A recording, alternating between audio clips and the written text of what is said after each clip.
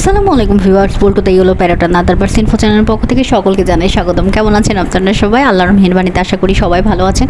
আমার এই পেয়ার দেখবেন ভিডিওতে প্রায়ই দেখা যায়, এই সাদাটা আর এই ব্ল্যাক জাভাটা ওরা হচ্ছে পেয়ার নিচ্ছে।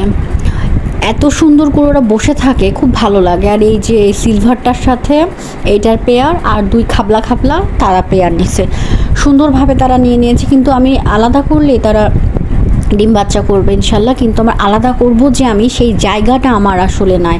কারণ আমার দুটো ঘুঘু মেল ফিমেল আলাদা করা হয়েছে। মেলটা ভীষণ ডিস্টার্ব করছে ফিমেলটাকে, আর ফিমেলটার অবস্থা খুবই খারাপ, চোখের পাতা একদম ঝুলে গেছে। এই দেখেন, মেলটাকে আলাদা করে রাখা হয়েছে একটা, এই খাঁচাতে একটা, আর যেটাতে হচ্ছে ফিমেলটা রাখা হয়েছে এই যে এখানে।